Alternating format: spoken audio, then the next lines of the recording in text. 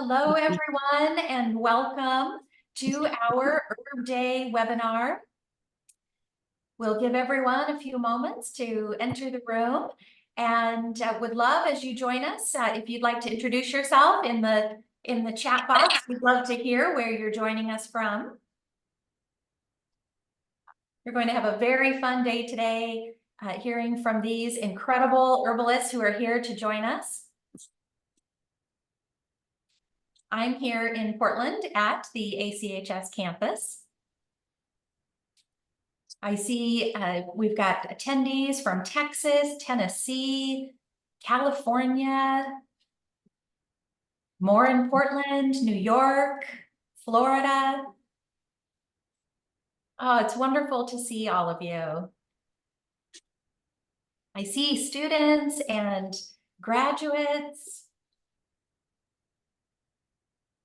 We'll wait just another moment and then we'll get started.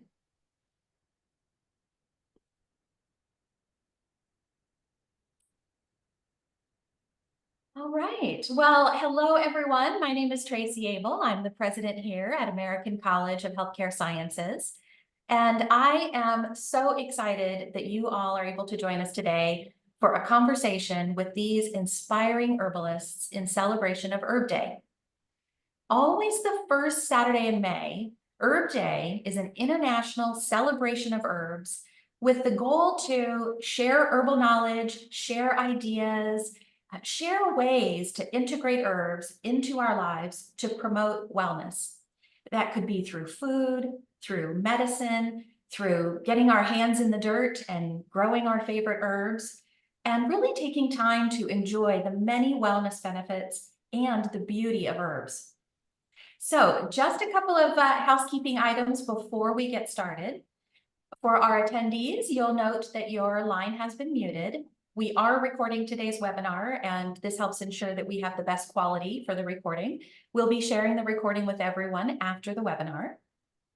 If you run into any technical questions or anything throughout the webinar, please go ahead and add those to the chat box. Our wonderful marketing manager, Gina, is here behind the scenes, ready to answer your questions. So thank you, Gina. And if you have questions for our panelists during the presentation, please don't be shy. Please go ahead and pop those in the chat box, and we'll answer as many as we can during the live webinar, and we'll follow up after with any additional questions.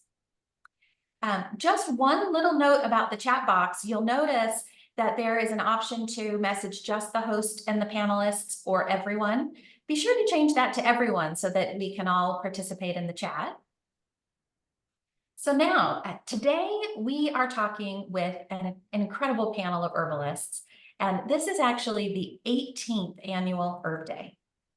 And Herb Day was initiated by a coalition of organizations that came together to create this Day of Herbs. And those organizations are the American Botanical Council, United Plant Savers, American Herbal Products Association, the American Herbal Pharmacopoeia, and the American Herbalist Guild. And of course, many other herb organizations and institutions like ACHS also participate in this day. So I'd like to briefly introduce the panelists you're going to be hearing from today.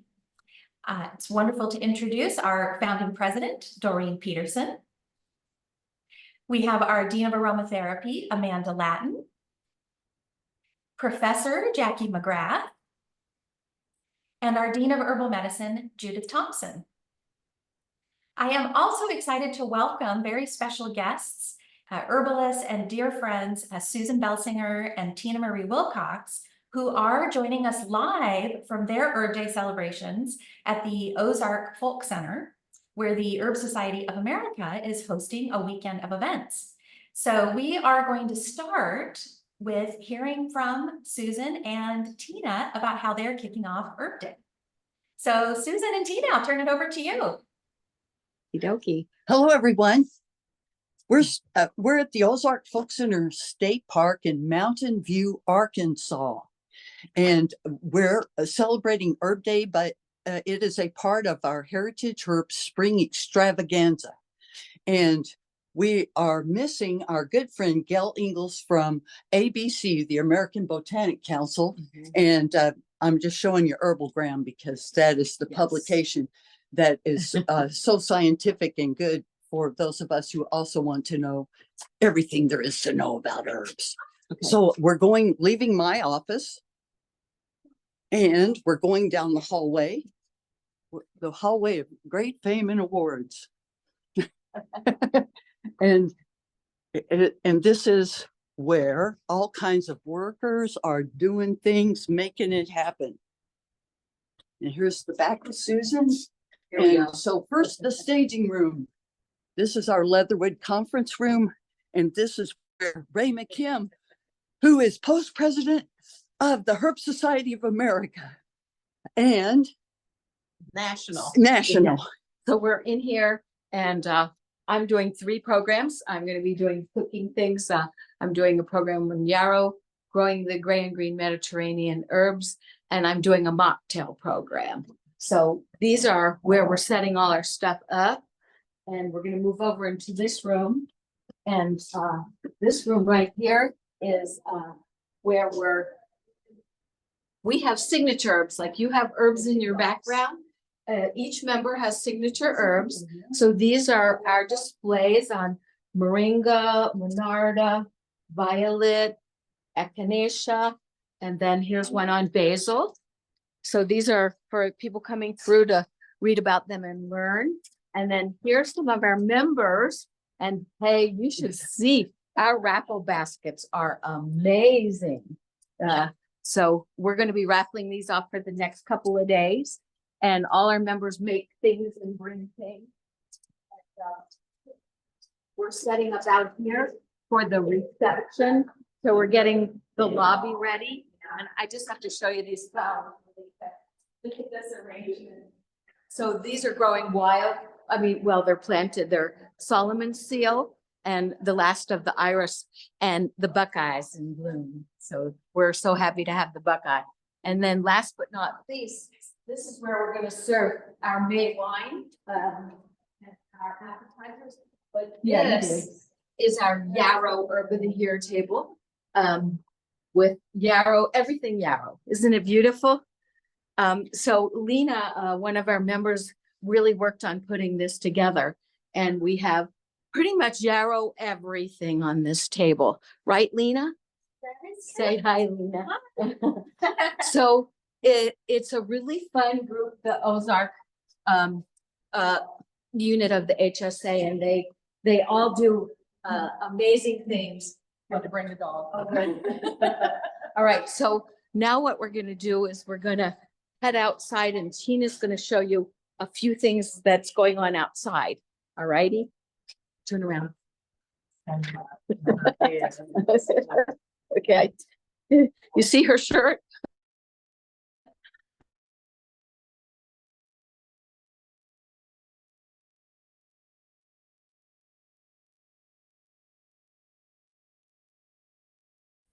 This is the Heritage Herb Garden. And we've had school groups. So we had a couple hundred kids here this morning going through, looking at all the gardens. And look, we have some people going home with plants. Yay! That way. Okay. So here's the garden. I'm going to hold this while Tina talks. Okay. So these gardens up here are the herb of the year garden. And we have almost all of the herbs of the year. And I'm the president of the International Herb Association, and we decide the herbs of the year. Yeah. So this year it's yarrow. So our yarrows are just coming out of the greenhouse. And so we planted them and I started last fall planting the pink yarrow and I don't know which yellow yarrow that is. We're finding out. It's Coronation Gold. Coronation Gold is about to bloom, and we have little violas in there from year before last, viola herb of the year, and parsley before that. Yeah, these are going to float on our May wine punch bowl. And then we have these gorgeous poppies in with these Johnny Jump Ups. And then we have, starting for 2025, chamomile. Yeah. That's our herb of the year for 2025 is chamomile. So we're growing both the annual and the perennial one and some cultivars. And then calendula has been herb of the year. So such a good herb for skin, and agastache. And we have the Mediterraneans that have been herbs of the year, like winter savory. And oh, poor little rosemary, he's going to snap out of it pretty soon. And thyme and oregano. Woo-wee. So if y'all ever get over to Arkansas, you ought to come see us. It's a really fun place. So if you got any questions, we'll hang out for a few more minutes, but I've got to go over to the kitchen because we're having a lavish herbal feast tonight. Oh, that is wonderful. So what of the lavish herbal feast, Susan, what's your favorite dish this year? Okay, so we're doing a lemon verbena pound cake that we made yesterday. And the compote is made from rhubarb that I stewed with sweet woodruff in maple syrup, and then you add an equal amount of sliced strawberries. And that's going to be served with an Arkansas vanilla ice cream. It's a really good dessert. Wow, that sounds amazing. Yeah. Can we get the recipe? Oh, you betcha. Hey, I can send you the recipe and you can post it. Would you like that? Yeah. Okay. Thank All you, right. Susan. Thank you, Tina. Thank y'all for coming and inviting us. For and inviting us to everything. be a part of your herb day. Woo-hoo. Oh, Herbs rock. Yeah. yeah. We have one last question for you. Okay. Will there be dancing? Yeah, Of course. we're doing a jig. We're doing the jig. We have a teacher who's here. She's a jig dancer and she's gonna do it. We have live Arkansas folk music, you know. We have a string band. Yeah. And we'll all get up and jig before dinner. You know, so the Arkansas Herb Society is putting on the reception, you know, so we're going to do May wine, and we have 3 kinds of herbed homemade biscuits, and we're trying to keep with the Ozark cuisine. So we're doing a black-eyed pea hummus and a sweet potato hummus. Yum. Yeah. So we don't want to fill them up too much because we got a big feast ahead. Well, thank you so much for joining today. This was awesome. Okay, we got to get busy, but can we listen to the rest of it later? Yes, You'll send us we'll the be link. recording. Oh, Okay. good. So if we don't see you in the future, We'll see you in the pasture. Thanks, guys. All right. Oh, what a wonderful, fun field trip. Oh, that was just awesome. We'll definitely be sure to share those recipes with you. So I'd like to now turn it over to our panelists to share a little bit more about their herbal inspirations. So Dorene, let's start with you. Tell us a little bit about how you came to be inspired by herbal medicine. Well, thank you, Tracy, and welcome everybody. And thank you everyone for coming today. Herb Day is such a special day, and I couldn't believe there's been 18, is that what you said, 18 Herb Days? And I think we've celebrated every one, right? So this is very special. Well, you know, I was very fortunate growing up. I grew up with a mom and dad and a grandma and granddad, and they'd all lived through the Depression. So they'd really had to, it was a matter of sort of necessity, I think, learn about, you know, what was around them, what was growing, what they could use, what they could harvest, what was safe, what wasn't. So I was very lucky. I spent time with both my grandma and my mum and dad and granddad out in the fields, out in the pastures, harvesting all sorts of things. I didn't, you know, really totally understand why, but as I grew older, particularly in my teens, I became fascinated by what was in plants that made them work.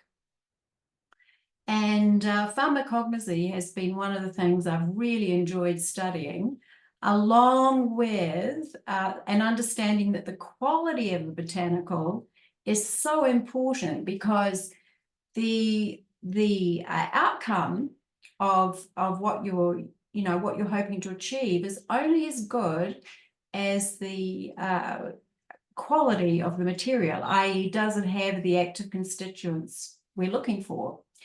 So I also got into studying archaeology and ethnobotany when I was at university, and I delved into this rich history.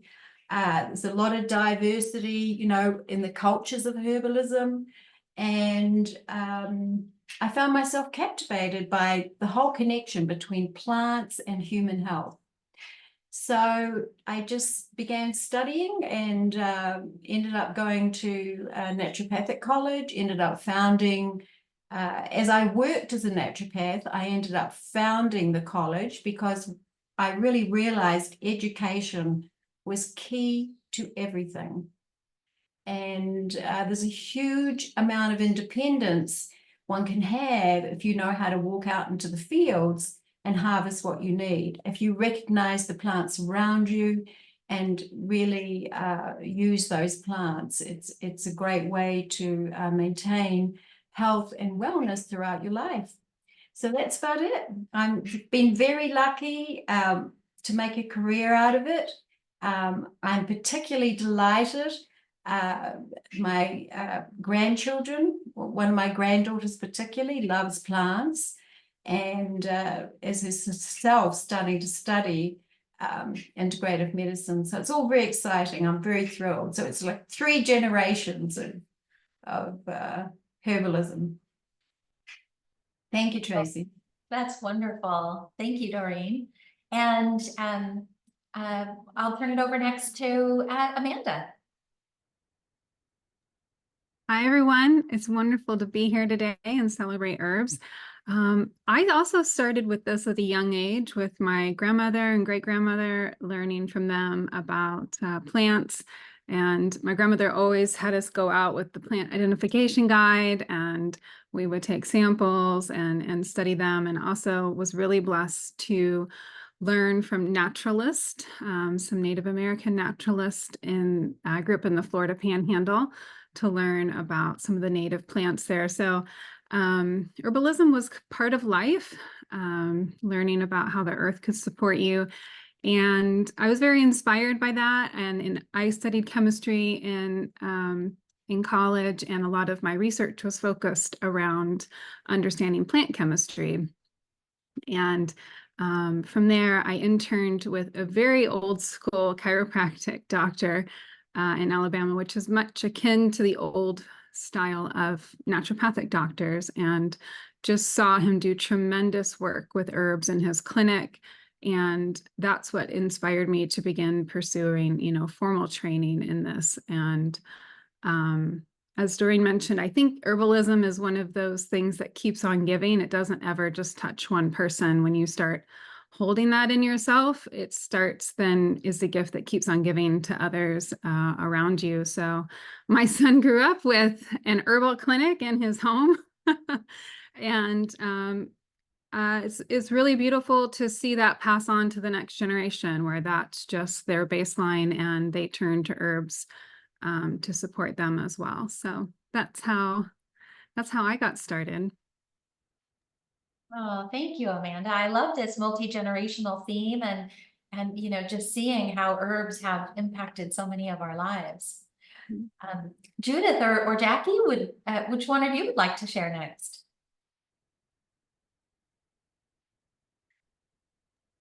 I guess I got volunteered. So my introduction to it was also through my family. So my family's from South America, from Paraguay, and they kind of similar to Dorene, right, where there was just not a lot of funds, and they lived so far out in the countryside where there was, a hospital was half a day away. If you could find a bus to get you there. So it was really, you had to get into the natural environment to get your medicines. And it was just part of life. And part of it has become, part of that cultural custom has become kind of commonplace in some herbalist circles, I would say, in the US now, because we've got, we would use the little gourd. I've got some I can show you later if anybody's interested in seeing the little gourd where they would put the mate, right? That's the herb that they would use. But in addition to that, if anybody had, some stomach troubles or something else that was, they couldn't sleep or whatever was coming up, they would put different kinds of herbs along with the mate, and they would drink that throughout the day. And sometimes you might even find them putting some orange peels in there. So it just kind of depended on what was going on, and it was just common knowledge for everyone. So I grew up with kind of drinking herbs, but in that inside the little gourd with the mate. So that was just the norm for us. And then having my own personal experience, then as an adult, I had gotten into a car accident, and I'd had torn muscles in my neck and broken bones, and the flesh on my face had just kind of scraped off. So I was quite a wreck after that. But my mom, reached out to a friend and said, well, what herbs can I use to help her heal? And so she learned about a few different herbs, and she did a lot of fomentations. So she did fomentations on my face, and it just healed up. My face turned into this big scab, and then it just slowly peeled off. And like 2 weeks later, it was brand new skin, and then the color just started to fill back in. And it was incredible to me to see that level of change in such a short amount of time. And then to not have any, health problems afterwards, because oftentimes we see side effects with the pharmaceuticals. And so I didn't have to worry about any of that with the use of the herbs. So it was also my personal journey that got started and really solidified. And then I really started to pay attention to what my mom was putting in the mate and what my grandmother would have suggested and those kinds of things. So, but it was definitely one of those life-changing events. And I'm so grateful. And I loved what I think it was Susan who was saying earlier about just kind of getting to know them better, right? Because then we can incorporate them into our lives, and not just as these external things to us, but as part of the living community that we share the earth with. So, but I'll save more of that for later. But that was my introduction. So, all right, Jacqui, I think you're up next. Oh, you're muted. You're muted. Thank you. So I didn't have the good fortune of having family that was using herbs when I was born, but my mom had cancer when I was 8, and she discovered Nature Cure, and I got to do it with her. It was such a blessing. She lived to tell about it and start teaching others. She basically became a holistic health coach in the 1980s. And I was there alongside her, learning and listening and eating it up. I became a vegetarian at 12, but it was a very slow road to then connect the dots. Sort of, in honor of her, I went on to study naturopathic medicine and want to help others and learn more about the pharmacognosy and the power of herbs. And, I'm now coming back full circle to like my roots of, being an environmentalist as a teenager, and how herbs just naturally can be part of now my vocation and mission to help people reconnect to nature. And so it's been a long road, but I'll say, like, as I was thinking about my inspiration, it was Ayla from Clan of the Cave Bears in my anthropology class in University of Florida, who I feel like was my first teacher, because I was just like eating those books up, and she it's novels, but ethnobotanically, she was like learning about plants directly from the plants. And it sort of like woke me up to the idea that I could do that too. And, and the whole like ethnomedicine and studying anthropology, and then going off to hopefully become an apprentice on my travels through Latin America.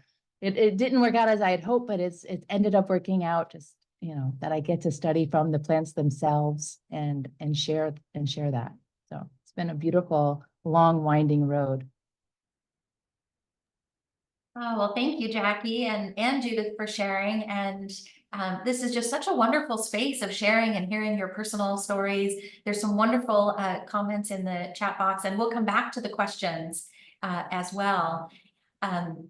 I would now like to ask what may be an herbalist and aromatherapist's toughest question. What is your favorite herb, or maybe your favorite herb right now? You know, and how has it maybe had an impact in your research or your practice and your herbal journey? And I'll open it up to who would like to share first. Well, shall I go first?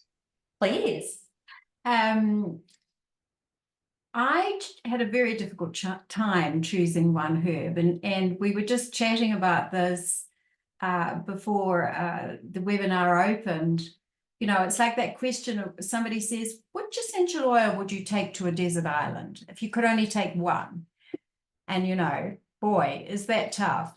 But I was delighted to be asked to write. I'm just getting rid of my background so I can show you a book. No, I didn't do it right. Bear with me. Choose virtual background, none. Okay, so I want to show you this book. This is the International Herb of the Year, International Herb Association. Herb of the Year is yarrow. And I actually wrote a section in this.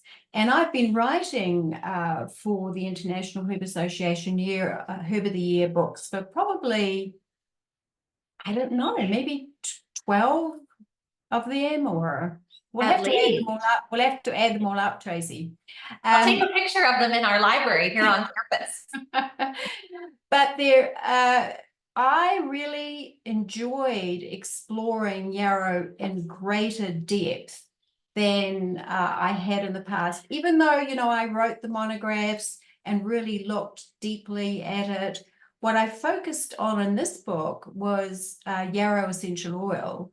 So it really woke me up to the incredible complex constituents within this plant. And the oil is even more amazing. So I chose yarrow for that reason. I wanted to just really help promote the Herb of the Year and encourage you all to get this book. Incredible herbalists have written here.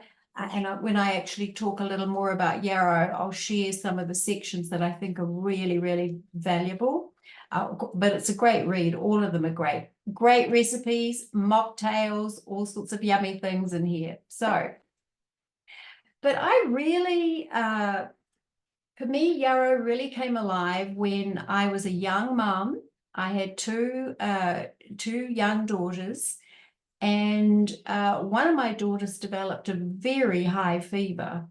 And it was one of my first experiences of an acute situation where I really desperately wanted to find a remedy growing around me that I thought would be helpful.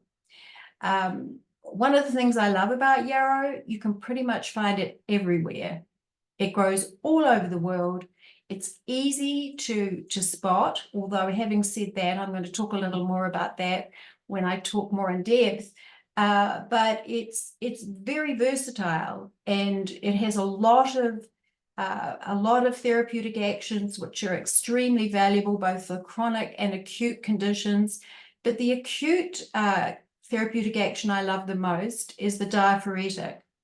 So anytime you have a really hot, unpleasant fever, it can bring that fever down quite rapidly, and just an infusion of flowers. So I blended yarrow flower. I remember this formula, and it's actually in the monograph. Yarrow flower, peppermint, and I think chamomile.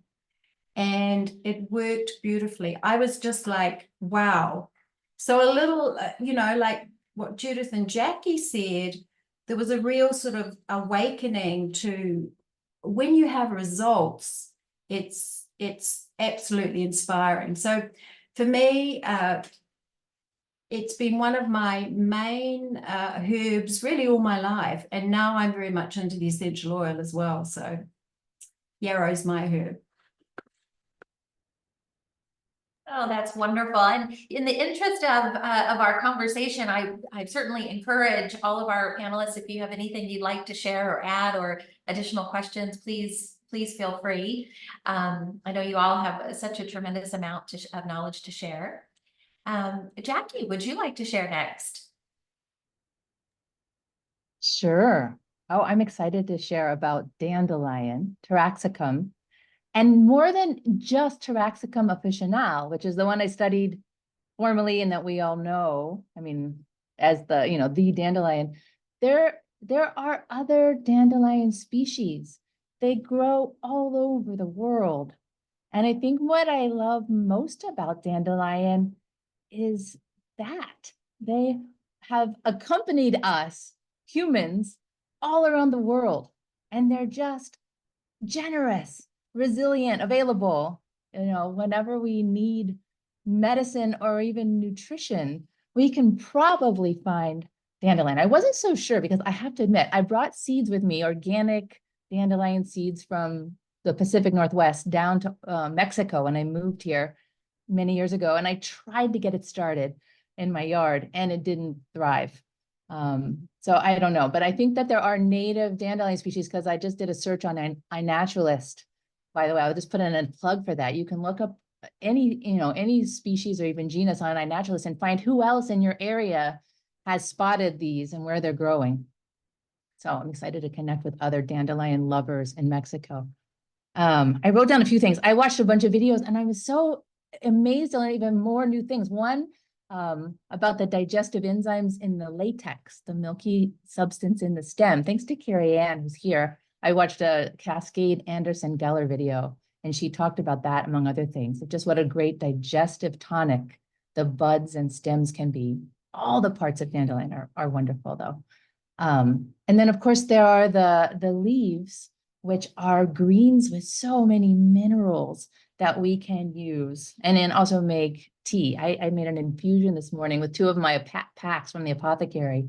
One with the leaves as an infusion, and then one as a decoction of the root. And they were both just so delicious. I'd kind of forgotten. It'd been a while since I had actually sat with dandelion, but they help stimulate the digestion. They help with the detoxification processes, especially the root. And then also the inulin that's both in the root and in the leaves is a really good prebiotic. So I learned that from Rosalie de la Forêt in an interview she was doing with Mark Williams on her site, just how powerful it can be to help support the intestinal flora because it creates the conditions for the good bacteria. So, oh my gosh, I think that's mostly what I wanted to share. I get one more thing as my vocation to share. They are, vilified. I feel like the dandelions are underdogs, and that as herbalists, we have the opportunity to learn about how wonderful they are and share that with our neighbors.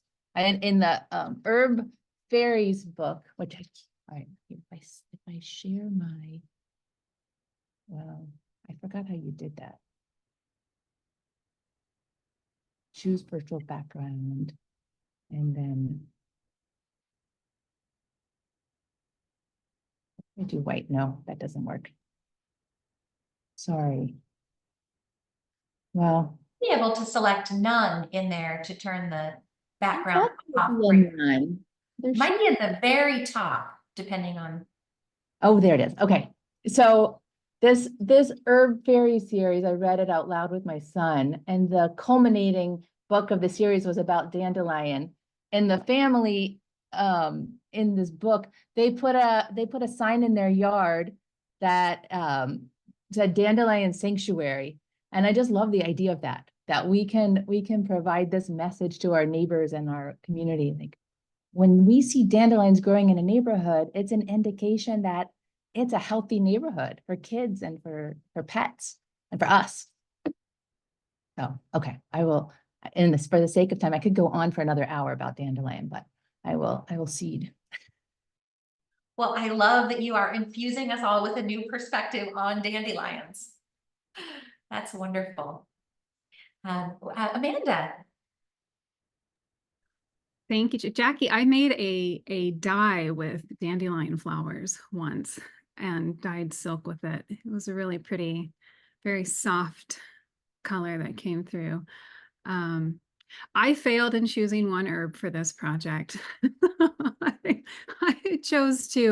I chose peppermint and chamomile, and I love these plants. I've used them so much for my own health. There was a time in my life after I had my son, I had a not good birthing story with my son. We're both very blessed to be here, but afterwards I had a number of years of really chronic pain and chronic migraines. And this is, you get pushed into, what is it? Necessity is the mother of invention, right? So peppermint was a huge ally for me during that time. It was one of the few smells that I could tolerate when I was in a lot of pain. And it was also an herb and an essential oil that oftentimes would help break a pain cycle that I was in. And so I have a lot of working relationship with peppermint, and I love that it's a hybrid plant, because I think that I always coach, not to stereotype plants, don't typecast them. And sometimes we get in that mindset where this plant does this and this plant does this, but really it's unique to each person. And I've seen peppermint help someone go to sleep. I've also seen, like in my case, where it relieved pain and helped you to be able to go through a day when you were really struggling. So it's one of those plants that I think brings versatility, and it's quite resilient. It will definitely send out runners and become a meadow if you let it. So I just think that represents a lot of strength in a plant. And I always think of plants as teachers. So when we use an herb, it's like we're inviting a teacher to come in and help us show how we can change to learn the lessons they have to teach. So I had to choose peppermint. And I've seen that with so many people, where someone can be seeming like they're really struggling, and we can choose something very gentle like chamomile or peppermint and see a huge shift happen in them. So sometimes we're always looking for that bigger, better, stronger remedy, but something like peppermint and chamomile that's been in use for millennia will just come in and create quite that shift. So similarly with chamomile, I have seen people be grieving or just really in a tender place, and an infusion of chamomile just brings them such comfort and helps them to find peace. So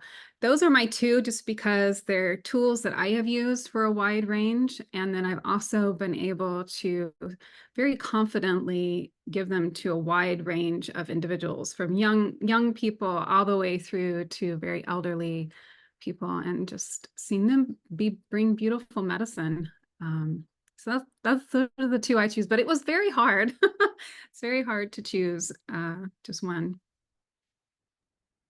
Well, and I bet if we did this next year, the herbs might be different, because your relationship and experience with them changes over time, evolves over time, right? Yeah. Yep. Well, Judith. Yeah. Gosh, yeah. As Amanda was talking, I was just thinking about, wow, there's so many other herbs I could have thought of, but my knee jerk is always lemon balm, Melissa officinalis, because it is one of these herbs that is just so calming, and it's soothing, and it's a mild tasting herb. And it really helped me through times of high stress when I was working in a stressful job and had to be very mentally alert.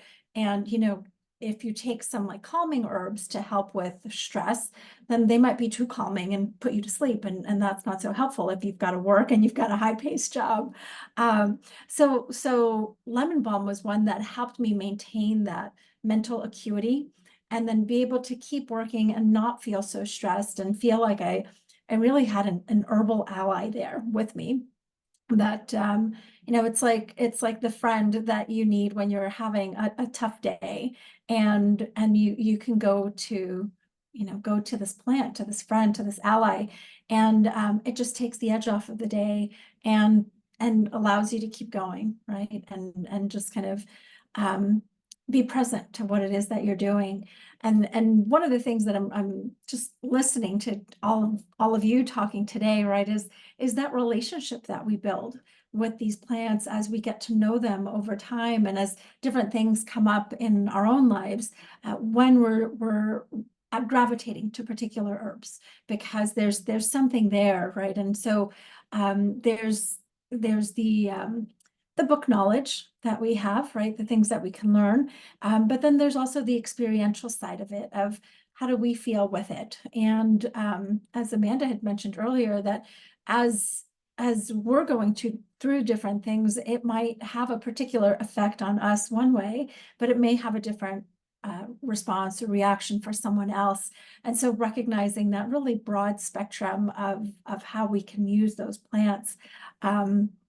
One of the other aspects that I really enjoy about lemon balm is how it has really strong antiviral effects.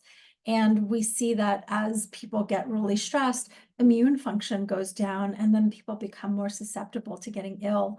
And so if we've got that herb that's there that we can take on a daily basis, it's not going to make us tired, it's not going to make us jittery, it'll help us keep going and keep our immune system strong, keep us feeling really positive about life, as you know, a lot of things going on in the world, but that we can continue to maintain a positive outlook and have these plants with us. So yeah, it's such a special thing that we can develop over time, and we'll never know it all, right? And so we can keep really just kind of, it's kind of like I think of it as like walking on a mountain, where you get your base knowledge, and then you keep using it, and you're learning more and more, and you see it from these different perspectives as you keep kind of learning more, and as you have more experiences in your own life, how this herb will then show its different capacities or abilities that it has. And as we continue to maintain those relationships and grow them and smell them and plant them, right, and really just kind of have that sensory experience with them, how it helps us to see how else we can use them, and they truly become our friends over time. So that's the herb I chose, but there's, yeah, it's hard to choose just one. I would probably choose, I don't know, a different one next time, just to talk about it for all those kind of the physical, the mental, emotional, and really kind of that spiritual aspect of how herbs really help and support us. So yeah. Oh, that's wonderful. Thank you so much for sharing. I mean, these are just wonderful inspirations, and I can see how it's really resonating with everyone in the chat box here, this collective experience. I'd love to open it up to all of you if you'd like to share more about the herb that you're highlighting today. I know, Dorene, you'd like to share a little more about yarrow and your experience and your research. So we could start there if you'd like. Well, thank you, Tracy. One of the things I wanted to share with everyone, I mentioned that yarrow is really easy to find. So don't think, if you don't live near a health food store, or you can't shop at the apothecary shop, you're short of money this month, you can probably just wander out into wild areas around you and find yarrow. I highly recommend, before you do that, that you do understand it does have some lookalikes. It looks a lot like Queen Anne's lace, and it also looks a little bit like, if you don't look at the stem closely enough, hemlock. So one of the things I wanted to really make sure in this book, if you read Susan Belsinger's section, and Susan was one of the women, Susan and Tina were with us earlier, she really does some wonderful photographs showing you the difference between these plants. And so that's very important. If you are going to wildcraft, make sure you have really spent some time learning what yarrow looks like. And also make sure you understand when you wildcraft, you need to, ensure the purity as much as you can these days of the area. So you're not going to wildcraft from the side of the road or the side of the freeway, and only take what you need. We're talking about plants as allies and friends, and it's very important that we recognize the spirit of the plant and understand that we have to thank the earth for producing these amazing plants that give us such nourishment and well-being. So for me, that was one of the most important things. As a young mum without much money, I was delighted to find a herb growing wild that I could harvest. And I have very fond memories of doing that. My father would come out and help me, and I even used my own harvested herbs in my clinic situation. So that's also where I became very connected with ensuring it was the best quality. So it's very important to only harvest the part of the plant that contains the majority of the active constituents. And in yarrow's case, it is the flowers. Now, you can, of course, harvest the leaves as well, and they do contain a lot of interesting constituents and nutrients. Jacqui, I love what you said about dandelion. And I actually didn't know that about the being a probiotic. Yeah, so that's fascinating. And Judith, I love what you said about, we always continue to learn. And, here I am at my age, and I say my age because technically I'm, almost retired and coming up on 72. And I'm still just delighted to be writing about herbs, learning about, learning new things about plants. And what is amazing to me about yarrow, it has an exceptionally long history. And Catherine Connolly, again in this book, another author in here, she has a very interesting section on an archaeological site in Iraq. It was called the Shanidar Caves. And I studied this in university as well, but I was delighted to read it in this book. And there's evidence of yarrow being used by people back in those days, probably in Clan of the Cave Bear era, Jacqui. I was also heavily influenced by those books. And there's evidence of yarrow pollen in the archaeological findings there. And that was what, 60,000 years ago. So people knew about yarrow 60,000 years ago. So we can feel pretty confident that using yarrow now is, a good choice given the variety of actions it has. For me, as I said, the most important action is diaphoretic, but what's also amazing, it's an antimicrobial, it's an antifungal, and it's an anti-inflammatory. Now, the antimicrobial is very important nowadays because, as we know, we have all sorts of bacteria and viruses emerging that are resistant to antibiotics. And the more we can not misuse pharmaceuticals, the better. So it's really some excellent research out there. And while there's quite a lot of recent research, which I highly encourage all of you to go and look at, you just go to PubMed and you'll be learning, if you're new students, so I see some of you are, I've been with us for a while, but you'll be learning how to do research on PubMed. Highly encourage you to look at some of the latest research on yarrow herb. There has been very little research done on yarrow essential oil. And, so that became my focus in the last couple of years when I wrote this article for this book this year. And what's important here is that you use the correct species. So I did notice in the Ozark Garden, they were cultivating a variety of different types of yarrow. But what we have found in many plants is that the official or pharmacopoeia plant is the one you want to choose. It is the one with the majority of the active constituents you're looking for. So for yarrow, it's Achillea millefolium. And we'll be sending this out so you can look up that difficult Latin word. Do not be alarmed by Latin. When you start studying, or those of you who are already studying, don't worry how you say it. That's the most important thing. Just say it. I remember one of my first lectures when I was lecturing at a conference, and somebody came up to me afterwards and criticized how I said Latin. And I said, well, how do you say tomato? So that was the end of that conversation, because of course he said tomato.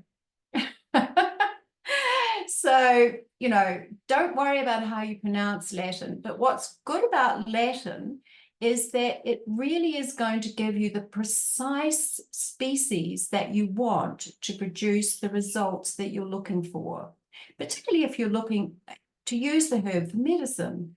Sometimes if you're looking to use it for herbs, it's not as vital, though again, you want to make sure you have chosen the right herb. I mean, you know, the right species, not hemlock instead of yarrow. We all know what hemlock does. Basically, you die. So why I love yarrow essential oil is, even though it only gives a tiny yield in distillation, which is why it's so expensive, it is particularly wonderful for your skin, which, you know, I really enjoy. You've got to be very careful. There's a certain level of a substance called chamagiline in it. But I also love the antimicrobial and antifungal action. So anytime you have something happening with your skin where you need to, maybe go to the pharmacy and buy an over-the-counter antibiotic cream, hesitate, stop, try first using yarrow essential oil in a little base oil or in a little base cream. And, obviously you don't want to prolong something, but you should see results pretty quickly. It's really quite impressive. So it is just a plant that I have really enjoyed really all my life. I've used it clinically, highly recommend it, and really recommend this book. You'll learn a lot about yarrow. Oh, wonderful. Thank you, Dorene. Before we move on to our last question, would any of our other herbalists like to share more about your herb? Jacqui. Yeah, there are a couple of things I forgot. And thinking back to the first question, where did I get started with herbs? I remember as a little girl finding dandelion flowers and blowing and making a wish, and just how magical that was. And now, as I am coming full circle to look at not just the medicine and the physical part, but also the energetic, just that magic that's available. And we can share that with little ones as part of just reconnecting with nature. So the magic of dandelion. It's even in this deck of oracle cards I have called Soul Flower. I looked up the dandelions when it was the quality that's shared in the deck is release. Just like how we can think as we blow on the dandelion of just releasing. And in our case, we are also just spreading those seeds into our neighbors' yards, hopefully. And then the other part was just attributing ethnobotanist Linda Black Elk. I read an article on dandelion and food sovereignty, and just it helped me with a couple of different things. One was making peace for feeling like an invasive species myself in the Americas, of having come to this land, by way of pilgrims or whoever my ancestors were, to a land that was already inhabited, and they had their own Taraxacum species apparently, but just the idea that we all belong. There's already been this great mixing, and dandelion came with us from Europe, and we're here now, and we can just make the best of it and be good people and be good to our dandelion. So just thinking about how there's access issues with food deserts and food swamps. Thanks to Peta, who's here. She was in my capstone. She wrote about this, and just nutrition for BIPOC communities, especially. It makes me want to just share the message that we can all cultivate dandelion. And that, is my final thing. I won't even share maybe one last thing with on the last year, but just the blurring of herbs as food and medicine. That there are some herbs that are so safe, like dandelion, that we don't have to think of them as, as one or the other. They're both. They're everyday medicines. So that's my final dandelion mission statement. Well, I love that you shared about the energetics. And that was the influence that I had growing up. I lived with my grandmother, and she was is an avid gardener. And well, she's 94, so she's not as active in the dirt now, but she loves going out into the garden. And I remember, we would be in the garden and she would talk to the plants. If we were going to pick something or trim something, she would say, no, we have to tell the plant, why we're doing this and that it's beautiful, and that whole concept of interconnectedness, on an energetic level. So that's something that has always stayed with me. And I was thinking about what you have shared about dandelion. And I also had an environmental studies teacher many years ago who said, a weed is just any plant that hasn't found its place. And so I think that applies perfectly to dandelions. Don't just pick your weeds, use them. So, anyone else like to share, Amanda or Judith, before we ask our last question?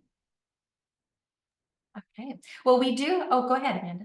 Oh no, I was thinking about I wrote about chamomile a few years ago, and it has a similar story where it's hard to trace its exact origins because it's just been present for so long. But it was beautiful to see that there was kind of records of its use all throughout Europe, throughout North Africa, throughout the Middle East. And now we recognize, these two species. Someone was asking me about Roman chamomile and German chamomile.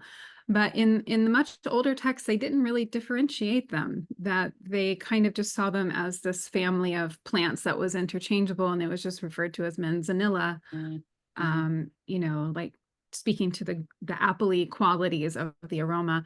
I was thinking about what Jacqui was saying, that some of these plants are travelers, right? Like they've kind of tracked the travels of the living creatures that carry their seeds in different ways, birds and not just humans, but yeah, the chamomile had a really beautiful story similar to the dandelion. Well, I think that we could continue this conversation all day, and it would just be wonderful. So I look forward to more opportunities to do just that. There was a comment in the chat that I think is a perfect segue to our last question. And it was Corinthius, and I hope I'm saying your name correctly, who shared, I can't wait to speak of plants with the knowledge and confidence that you ladies do. It's so inspiring. So as we close, is there any advice or inspiration that you can share for budding herbalists? Yes, I'll go first. I actually wrote this piece first, so I'm going to do a little reading as well, but it really came from my heart. As budding herbalists, I encourage you to approach your herbal journey with an open heart and a curious mind. Embrace the wisdom of nature and the vast array of medicinal plants it offers. And remember that herbal medicine is not just about remedies. It's about cultivating a really deep connection with the natural world and really honoring the interdependence between humans and plants. We are so dependent on the plants around us. Stay humble, be curious. I'm still curious, loving living in Mexico, learning so much. Always be curious. Ask questions. Continually learn from both traditional knowledge and modern research. I'm so glad you're all here at ACHS.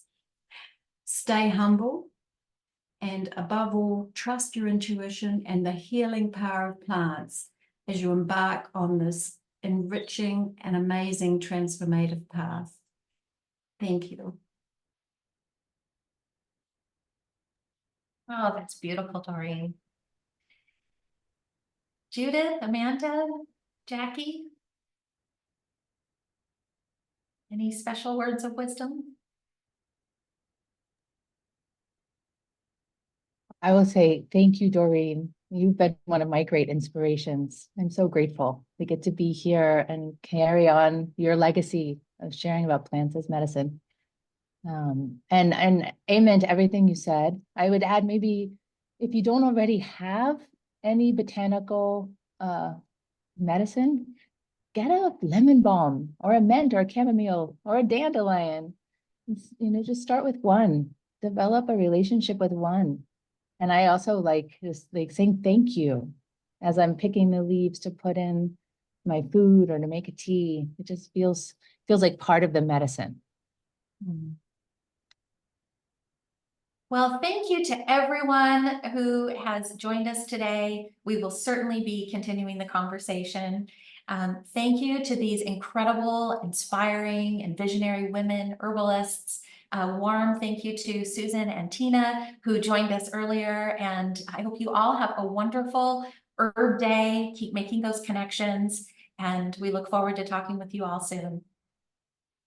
Have a wonderful afternoon. Bye.